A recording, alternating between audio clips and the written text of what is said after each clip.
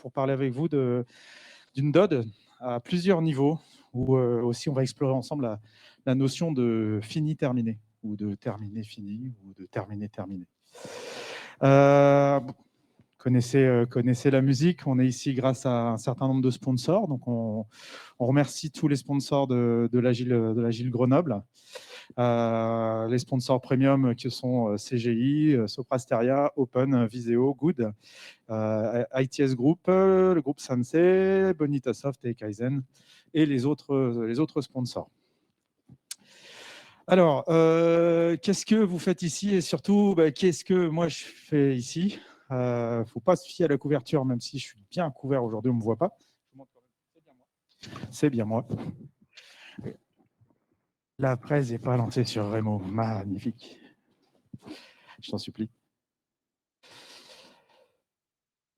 On relance. Alors, je vais faire un truc qu'on m'a appris. C'est je meuble. Voilà. Merci. Donc, est-ce qu'on est parti ou est-ce qu'on n'est pas parti? C'est bon, ça se passe dans Remo? Ça passe dans Remo? Ça passe dans Remo, super. Alors, qu'est-ce que je fais là, moi? Qui je suis et pourquoi je vous ai dit de ne pas vous fier à la couverture? Simplement parce que ça, c'est un petit peu ce qui me représente moi. Moi, je suis agiliste. Alors, ça ne se voit pas, mais je suis agile. J'essaye d'être un accompagnateur souriant des transformations. Alors, avec le masque en ce moment, souriant, les gens ne le voient que par les yeux. Donc, j'espère que vous voyez mon sourire à travers mes yeux. Je suis un serious gamer et j'ai la chance au sein du groupe Next2 d'être en charge de la mise en place du GAG. Le GAG étant le groupe d'agilisation et de gamification. Et au sein de mon entreprise, j'interviens auprès de différents clients. Et beaucoup des choses dont je vais vous parler aujourd'hui viennent d'un client en particulier. On m'a demandé d'intégrer une équipe en pleine transformation, une équipe de coach chez un client qui avait déjà déployé la méthode agile, qui se cherchait encore. Il y avait des choses qui marchaient bien, il y avait des choses qui marchaient moins bien. Il y avait surtout plusieurs coachs avec chacun leur vision de ce qu'il fallait faire, de ce qu'il ne fallait pas faire. Chacun leur manière d'aborder les personnes, les individus, chacun leur manière d'aborder les managers. Non, tu n'as pas le droit de faire ça, ça c'est du command and control, surtout. Attention, non, là, tu ne vas pas faire ça, c'est du command and control. Oh, non, ça non plus, c'est encore du command and control. Et puis, on m'a dit, Nico, ce serait bien que tu viennes parce que le dernier responsable, la dernière personne qu'on avait mis en haut de la pile pour faire la transformation, s'est fâché avec tout le monde. Mais quand on dit fâché avec tout le monde, c'est fâché avec tout le monde. J'ai eu des gens dans une formation pour leur faire une introduction à la démarche agile et les gens sont arrivés en marchant à reculons, limite. Tellement ils avaient apprécié les interactions qu'ils avaient avec le coach précédent. Alors, je ne dis pas que le coach précédent n'était pas bon, je pense juste que la relation qu'il avait mise en place avec les personnes était compliquée. Et donc, moi, j'arrivais dans un contexte compliqué. Par contre, il y avait des choses qui marchaient bien. Cependant, il y avait des choses qui marchaient tellement bien qu'ils étaient partis dans l'excès. Mais dans un vrai excès, dans un excès d'interprétation du manifeste. Quand je travaille avec des équipes qui veulent se transformer au niveau de l'agilité, je leur lis le manifeste, je leur explique le manifeste et je leur explique le manifeste tel que moi, je l'ai compris. Je l'ai compris il y a maintenant, il y a bien 12 ans, 12 ans que le manifeste, je l'explique. Moi, je l'ai vécu depuis 2004, le manifeste, mais il y a bien 12 ans que vraiment je l'explique.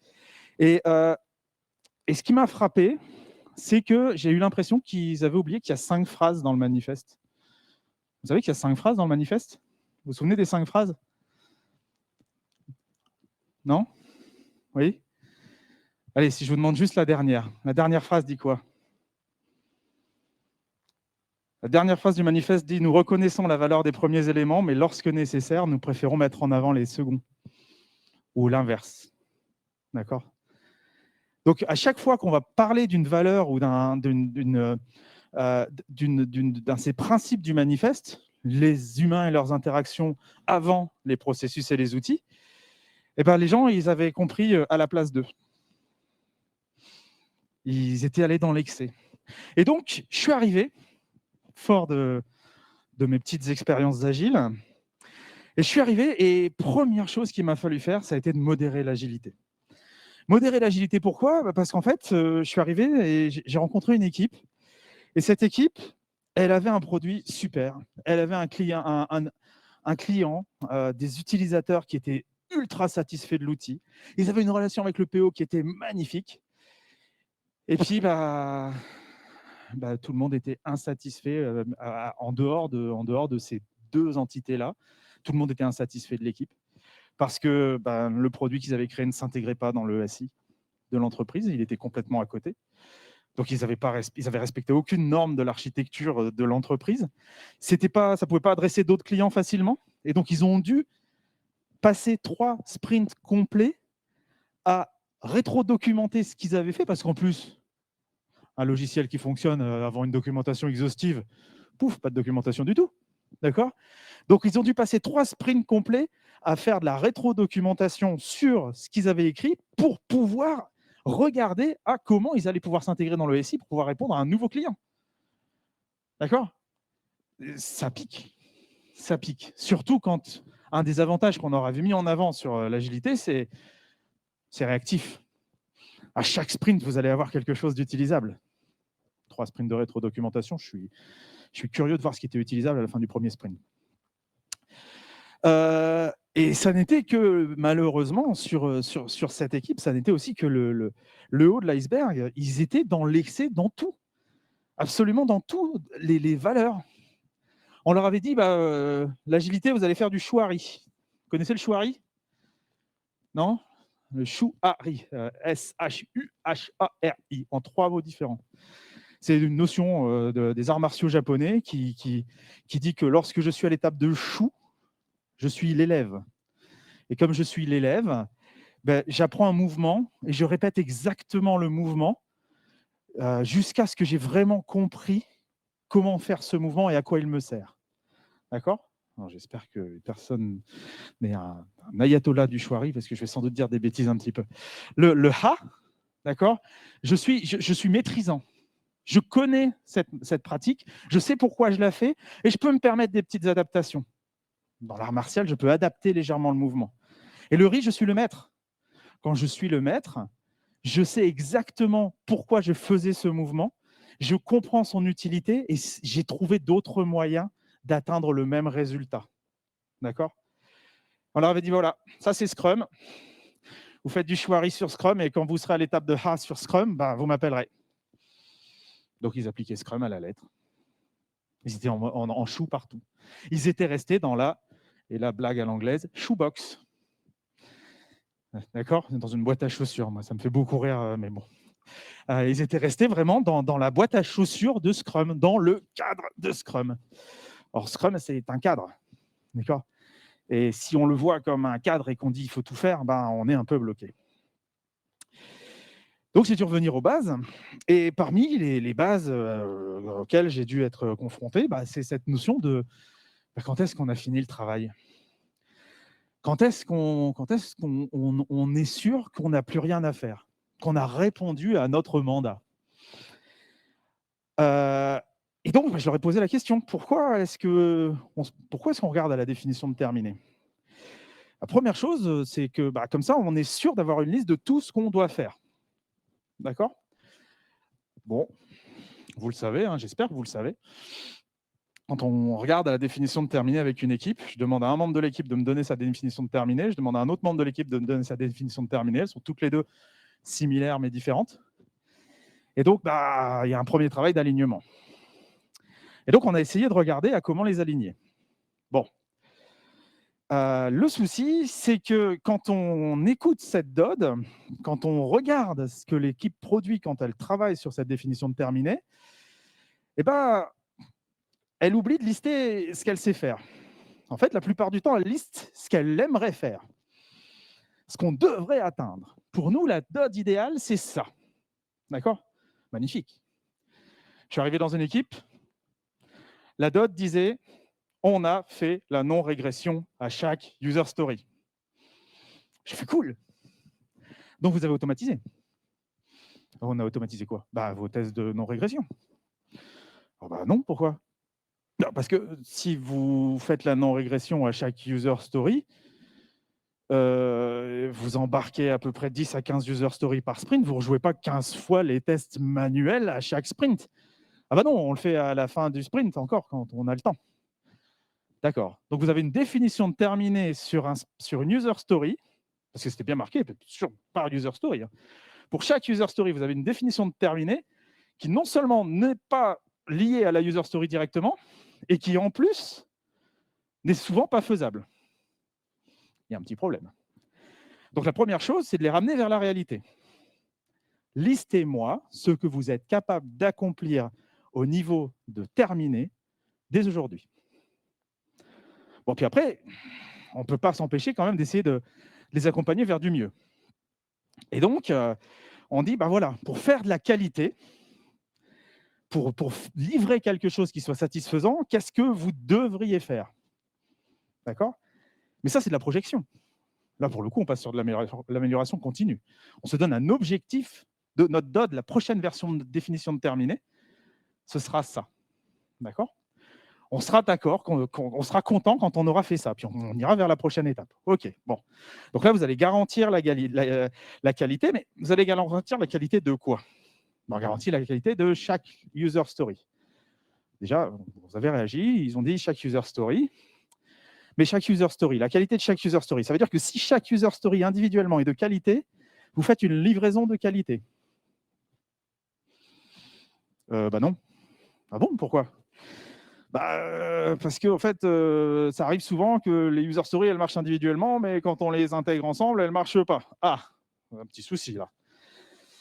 Ouais, un petit souci. Et puis en plus, quand on regarde un petit peu, nous, c'est la garantie de qualité, mais tous les items dans la DOD, c'est des items de qualité de code. Ah ah.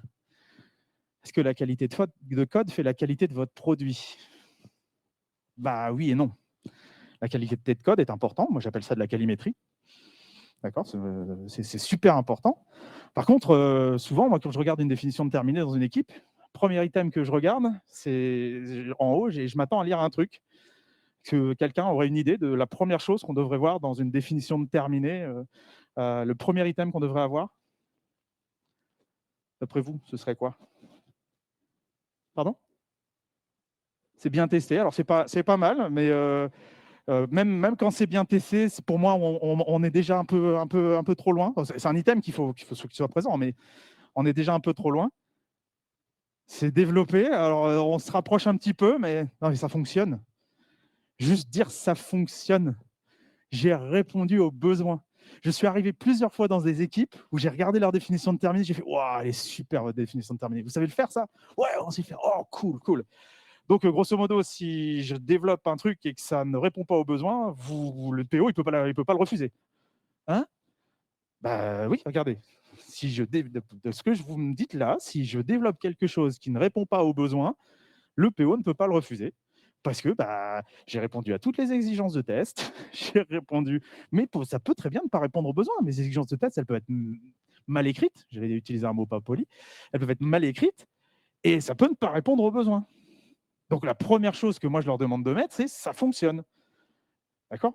Donc pareil, cette exigence de qualité, on peut très bien aussi juste dire, on a vu en amont avec le PO.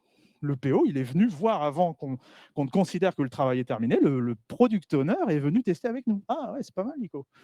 Ouais, merci. Bon. Après, je vous avoue, je le dis rarement comme ça. Je leur pose souvent des questions. Vous voyez, si je dis ça, vous acceptez? Oui? Ah bon, d'accord. Puis là, il me voyait. Puis il disait, ouais, il y a un problème. Je sais pas, moi si je fais ça, donc vous acceptez. J'ai beaucoup de questions, j'ai souvent beaucoup de questions, mais j'ai très rarement les vraies réponses. C'est eux qui ont les réponses. Alors, je suis arrivé dans une autre équipe.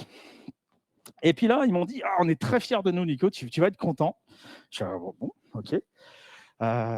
Déjà, je leur dis: «Vous savez que vous n'êtes pas là pour me satisfaire moi, hein, vous le savez quand même, vous n'êtes pas là pour que je sois content, parce qu'à la rigueur, moi, vous me ramenez des Haribo tous les jours, je serais content, hein. C'est pas pour autant que vous aurez évolué, mais vous me ramenez des Haribo, je serais content. Ou des Haribo, des Créma, enfin, je vais une marque aussi, une autre marque de bonbons, non, des Lutti, voilà, hop, 3 marques. Mais mais ils m'ont dit: «Bah, écoute, on a fait le boulot et en fait, on a mis en place la définition de terminé, terminé». La définition de terminé, terminé. Donc attends, ça veut dire que quand tu as terminé ton travail, tu as pas terminé ton travail. C'est ce que je comprends. Ouais, non, mais tu comprends, bon, on a bien compris ce que tu nous disais. Il faut un peu revenir aussi, aux bases et pas seulement faire les humains et leurs interactions, mais il faut aussi parfois utiliser les bons outils pour montrer ce qu'on fait.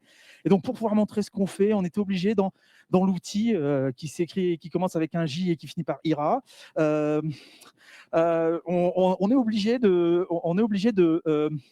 d'avoir une étape qui montre qu'on a fini notre travail sur le sprint. Ah, d'accord. Et donc, une fois que vous avez fini le sprint, vous avez encore du boulot. Bah oui, parce que tu comprends, notre mandat, alors déjà j'étais content, ils ont parlé de leur mandat. C'est assez rare que les équipes disent notre mandat, mais ils m'ont dit notre mandat, c'est de livrer à chaque sprint quelque chose qui va être testé, qui va être ensuite mis en production, et c'est seulement quand c'est testé et mis en production qu'officiellement on a terminé le travail, parce qu'il n'y aura pas de retour. Je fais, ah, c'est intéressant. C'est intéressant. Et puis bon, quand on connaît un petit peu aussi ce qui a été fait autour de Safe et tout ça, le don-don, c'est quelque chose qui parle un petit peu. Donc moi je fais: «Ouais, c'est pas mal, vous l'avez imaginé tout seul?» Les mecs, ils avaient l'air d'avoir trouvé ça tout seul, donc je fais: «Ouais, plutôt cool». Mais je fais: Ça pose quand même un souci. Ça veut dire quand même qu'à un moment donné, votre travail n'est toujours pas terminé et que donc, bah, votre mandat ne couvre peut-être pas la totalité du travail que vous êtes obligé de fournir. Comment est-ce que vous suivez ce travail qui est après votre mandat? Parce que vous en faites.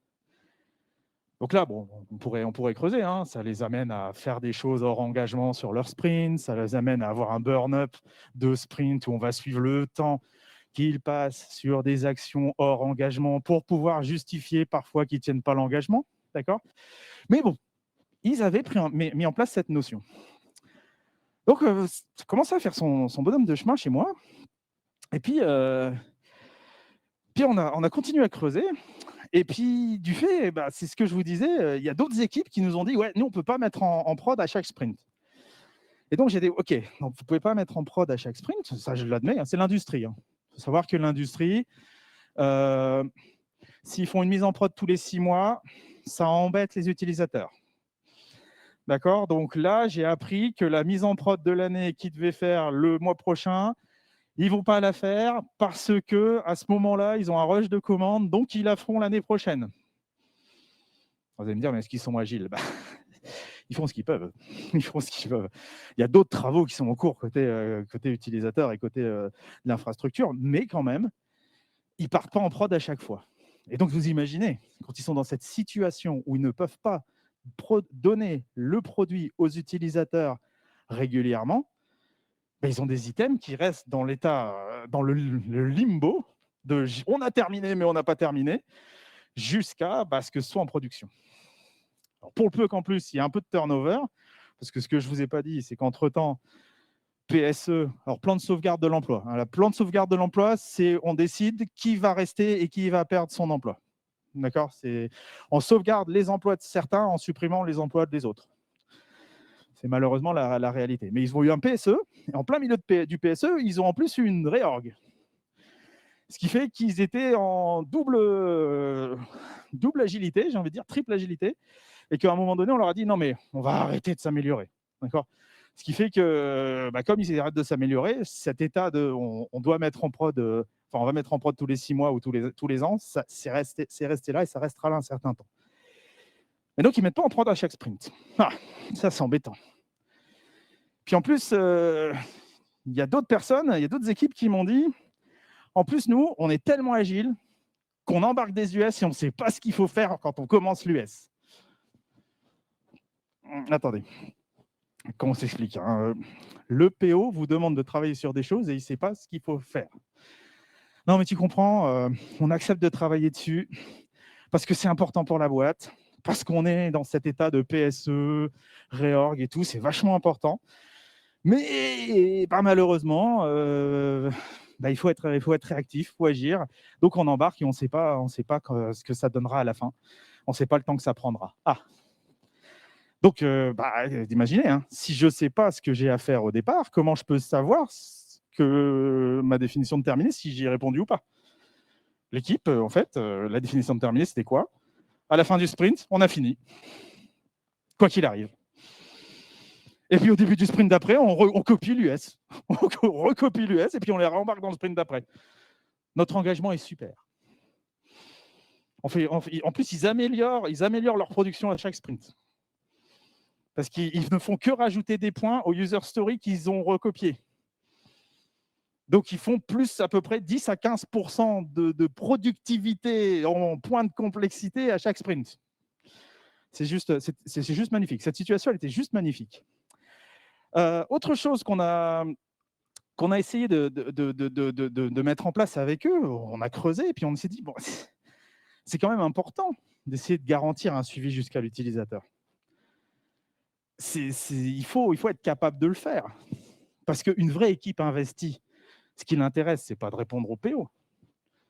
Ce qui l'intéresse, c'est de répondre à la vision que le PO leur a donnée. Ce qui l'intéresse, c'est d'avoir du feedback de la part des utilisateurs. Et donc, sans ce feedback-là, comment elle sait qu'elle a fini son travail? Très forte question. Donc ça nous a amené à faire un gros atelier en interne. On s'est dit, comment est-ce qu'on peut accompagner les équipes à travailler à cette définition de terminé dans quelque chose qui aura du sens. De leur donner du sens à cette définition de terminé dans ce monde à eux qui n'a plus aucun sens pour l'instant.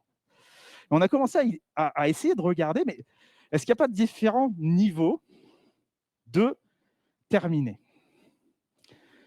Est-ce qu'il n'y a pas de différentes manières ou différents moments où on peut dire « j'ai fini mon travail » ? Et la première chose qu'on a vue, c'est qu'on s'est dit, voilà, quelles sont nos dimensions? Quand on regarde à un besoin, je ne vais même plus parler de user story, mais quand on parle d'un besoin, quelles sont les dimensions auxquelles on doit répondre pour dire qu'on a terminé notre travail? La première dimension, moi je considère que c'est la première dimension, c'est l'équipe. L'équipe doit pouvoir considérer qu'elle a terminé son travail. Et elle doit pouvoir se dire, à la fin, j'ai terminé mon travail. Alexandre, ce matin, a mentionné Simon Sinek. Ceux qui connaissent Simon Sinek savent qu'il met en avant souvent le quadriptyque EDSO, d'accord ? Les hormones du bonheur, l'endorphine, la dopamine, l'ocytocine et la sérotonine, d'accord ?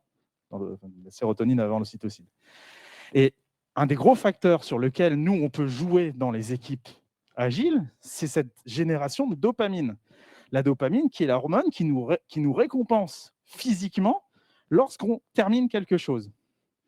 Donc la première chose à laquelle moi je dois répondre quand je vais faire un atelier avec une équipe sur la définition de terminé, c'est le rapport de satisfaction. Quand est-ce qu'ils vont avoir terminé leur travail?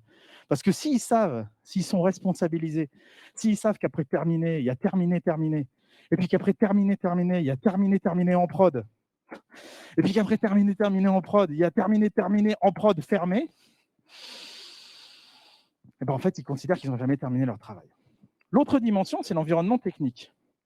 L'environnement technique, on le sait, on essaie d'amener les équipes, j'espère que vous essayez d'amener vos équipes à une excellence technique. Et cette excellence technique, elle doit répondre à la satisfaction de l'équipe pour pouvoir travailler à sa maintenance, mais aussi au fait que le besoin, l'outil qu'il développe, doit rentrer dans un écosystème technique. Donc, comment on s'assure qu'on rentre dans cet écosystème technique?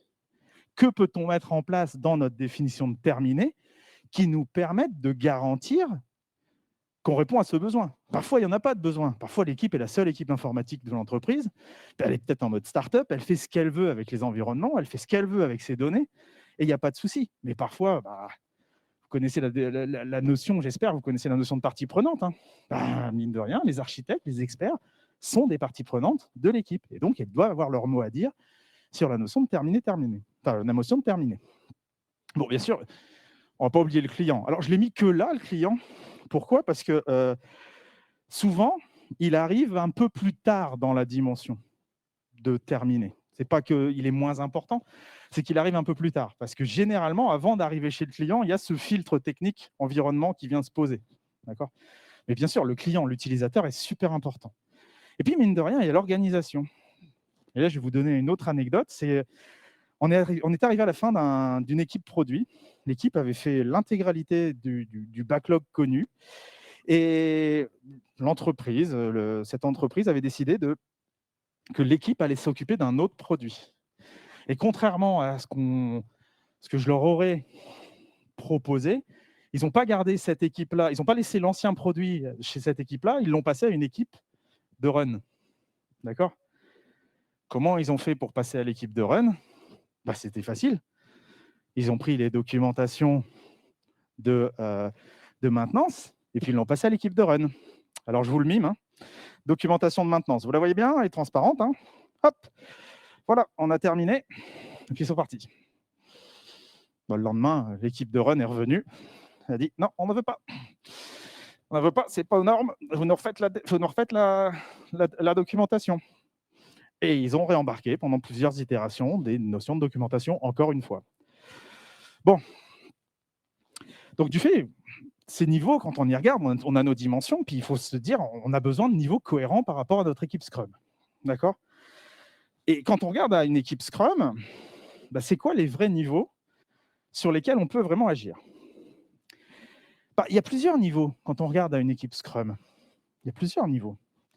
Et on les a naturellement quand on regarde le cycle Scrum. Le premier niveau que moi je vois, c'est la user story. Comment je sais que j'ai terminé mon travail sur la user story?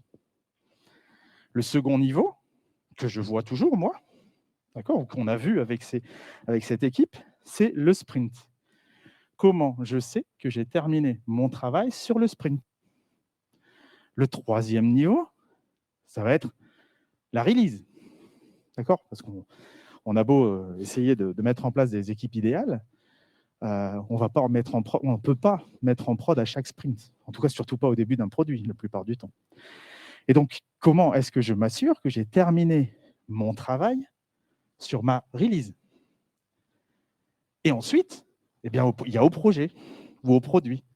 Comment je m'assure que mon équipe a terminé son travail au projet ou sur le produit?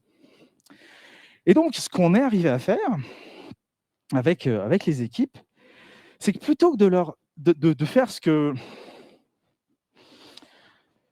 des non-coachs, des personnes qui ne savent pas ce que c'est que le coaching, ont l'habitude de faire, c'est d'arriver chez les équipes avec un proforma en disant voilà, ça c'est un proforma de Dodd, vous cochez ce que vous faites, et puis ce que vous ne faites pas, il faut que vous le fassiez pour la prochaine fois que je viens. D'accord? Un petit peu comme les audits de qualité dont parlait Alexandre ce matin. Plutôt que de faire ça, nous, on est allé les voir avec des intentions. Et on leur a dit, cette intention-là, lorsque vous voulez répondre à cette intention-là, comment vous le faites? Et le mieux, c'est de vous montrer un exemple. On est arrivé, on a fait un exemple comme ça, où on leur a dit à quel moment est-ce que vous êtes capable de nous montrer que ça fonctionne? À quel moment est-ce que vous êtes capable de dire, c'est des exemples, ne les prenez que comme des exemples, et c'est ce qui a marché chez nous. D'accord? C'est en aucun cas une vérité, si ce n'est ma vérité à ce moment-là chez le client. Comment vous êtes capable de montrer que ça a été testé par le product owner? Et à quel moment est-ce que vous allez le mettre là?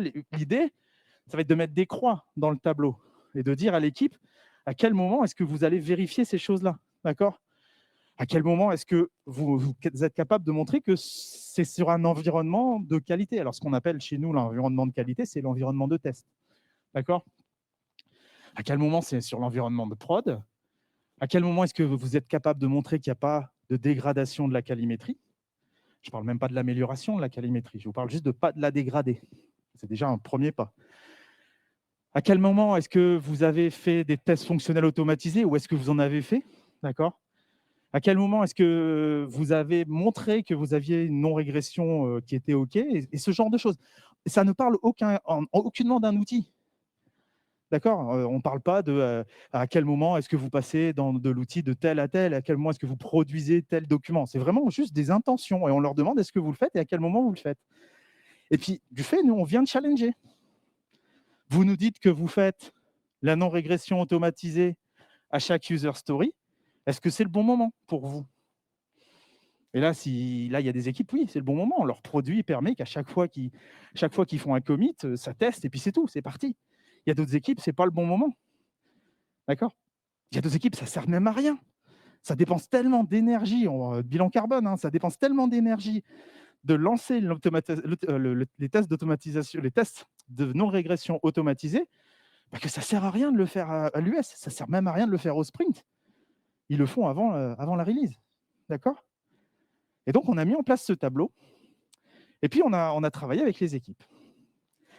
Et du fait, on a quelques retours d'expérience de ce tableau. Premier retour d'expérience, c'est que les premières fois que le tableau a été utilisé, on n'était pas sur les intentions.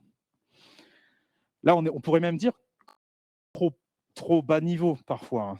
D'accord, mais c'est le tableau qui est en cours actuellement. Mais au départ, on essayait vraiment d'être dans le pur Scrum ou d'être dans...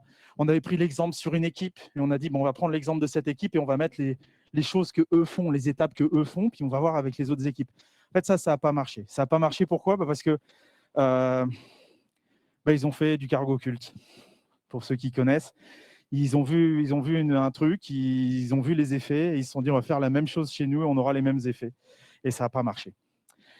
Et donc, comme ça n'a pas marché, l'idée maintenant, c'est que vraiment, on est sur un mode montrez-nous que vous répondez à cette intention-là. Et ce qu'ils ont mis en place, et ça qui est plutôt intéressant, alors je suis peut-être en train de parler d'un autre slide, mais ce n'est pas bien grave, je le passerai.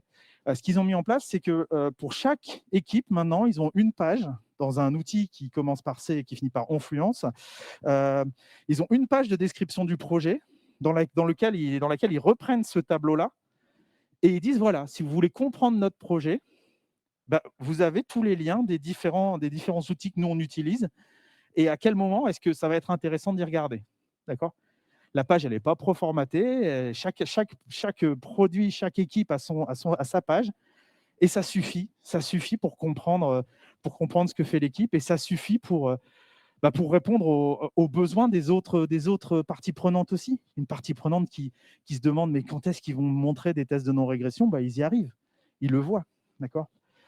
Autre chose vraiment important, et retour que nous on a eu, c'est je ne sais pas ce qui s'est passé, j'ai un trou de mémoire, en 2020-2021, on a eu un problème, les gens ne sont plus venus au bureau. Et comme ils ne sont plus venus au bureau, ils se sont retrouvés en travail à la maison. Pour moi, le confinement, c'était du travail à la maison, ce n'était pas du télétravail. Le télétravail, c'est quand je peux travailler de où je veux. Là, on ne travaillait pas de où on voulait, on était obligé de travailler de la maison. Mais donc, le gros avantage du télétravail, c'est que ça a imposé aux équipes de formaliser ces choses qui ne l'étaient pas. Pourquoi ? Parce que quand on est isolé, on a tendance à faire son travail de son côté et à oublier un petit peu qu'il y a les autres équipes. D'accord ? Ça les a obligés aussi parce que même s'ils étaient en télétravail, même s'il y a beaucoup de managers qui faisaient confiance aux équipes, à un moment donné, on a quand même besoin de vérifier que tout se passe bien et qu'on continue à produire et tout ça. Et donc, il y a eu un besoin d'un petit peu vérifier. Je ne vais pas utiliser le terme contrôler parce que je ne l'ai pas vécu comme ça, mais il y a eu besoin de vérifier ce qui se passait. Or, on s'est rendu compte que certaines équipes qui n'avaient pas mis en place cette définition de terminé, et encore moins cette définition de terminé en fonction du niveau auquel on regarde, elles étaient moins qualitatives que les autres à ce moment-là. En plus, je vous ai dit, c'était de l'industrie, c'est de l'industrie, et donc régulièrement, ils ont des audits, ils doivent répondre à des normes ISO, entre autres, et donc le fait d'avoir ce tableau-là qui est répondu, qui n'est absolument pas obligatoire, qui ne dit pas chaque équipe fait la même chose, mais chaque équipe répond aux mêmes intentions, en fait, c'est vachement compatible avec les normes. Parce que les normes, je ne sais pas si vous les avez suivies depuis un certain temps, moi j'avais la chance d'être dans le même bureau que le responsable des audits chez ce client-là.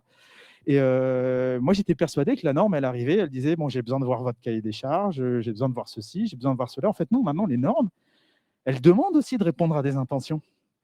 Prouvez-moi que vous vérifiez la qualité de ce que vous produisez. Prouvez-moi que vous répondez à cette intention. Tiens, comme c'est bizarre, les intentions, on les avait mis en place. C'est vraiment le terme qu'on utilise, hein, ces intentions. Et donc, on est tout à fait compatible avec les normes. Bon, on pourrait aller beaucoup plus loin. On pourrait aller explorer les dimensions dont je vous ai parlé, au-delà des 4 niveaux qu'on a vus. On pourrait maintenant aller beaucoup plus loin sur les dimensions et de se dire, est-ce que l'équipe a besoin de répondre à des exigences de terminer pour d'autres parties prenantes ou autres. Je pense que ce sera peut-être la prochaine étape pour nous. D'accord ? Mais bon, les prochaines étapes, elles peuvent aussi être sur du fait, maintenant qu'on sait répondre à des intentions, est-ce qu'on ne peut pas aller être un peu plus agile ? Et là, je pense que le travail, nous, on l'a fait avec l'équipe sur la définition de terminer parce que c'était le bon moment pour à ce moment-là, mais on se pose la question de comment est-ce qu'on peut vous rendre un peu plus agile ? Il y a beaucoup de choses, hein. C'est l'industrie, je vous l'ai dit.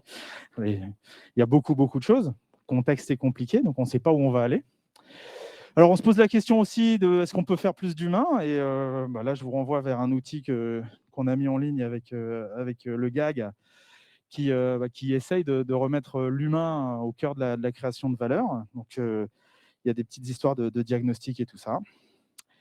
Et puis, je crois que j'ai répondu aux différents niveaux. En tout cas, moi, j'ai exploré les différents niveaux que je connaissais. J'ai quelques minutes pour les questions. Si vous en avez, je vous écoute. Si on a en ligne, j'écoute.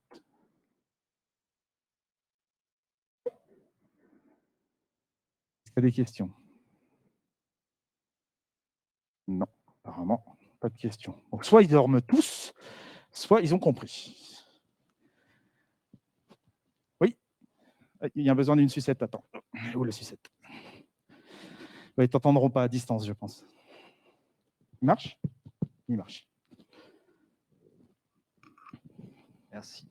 Moi, ma question, c'était plus sur votre retour d'expérience sur la définition of done quand on est plus dans des équipes type safe avec des coups Pardon ? Comment votre retour d'expérience là-dessus ? Parce que du coup, c'est en général des équipes qui ont des DOD chacune différentes, mais qui dépendent les unes des autres. Alors, des DOD qui dépendent les unes des autres, on peut très bien, à ce moment-là, ajouter une dimension, un niveau, qui serait le programme. Tu sais, et à quel moment est-ce que, ou à mon train, ça pourrait être ta dimension, ça pourrait aussi être ton train, à quel moment est-ce que je réponds à une exigence du train et ajouter des intentions particulières. Là, j'ai la chance ou la malchance, je ne sais pas comment le prendre réellement, mais pour le moment, les équipes sont vraiment chacune sur des produits bien spécifiques. Il y a peu d'interactions entre les équipes, ou s'il y a des interactions, elles sont prises en forme de dépendance ou d'interdépendance, mais pas en forme de train. D'accord ? Ils n'ont pas encore de gestion de programme. Ça va arriver. Je pense qu'avec leur réorganisation, ça va être nécessaire. Mais par contre, moi, je pense que je regarderai vraiment à ça. C'est de rajouter d'abord, peut-être, est-ce qu'il n'y a pas un nouveau niveau train ? D'accord ? Et puis, est-ce qu'il y a des intentions spécifiques par rapport au fait qu'on soit en train ? J'ai répondu à ta question ? D'autres questions en local, des questions à distance ? Il n'y a pas de questions à distance ? Non ? Bon. Écoutez, je vous remercie beaucoup. Je vous mets mes contacts. Si jamais vous souhaitez poser des questions après, ça a raté. Si jamais vous souhaitez poser des questions après ou aller plus loin, et puis je dis pas que des bêtises, j'en fais aussi. Donc n'hésitez pas à venir me voir si vous avez envie de voir les productions Serious Gaming qu'on fait et qu'on a créées. Voilà, merci beaucoup.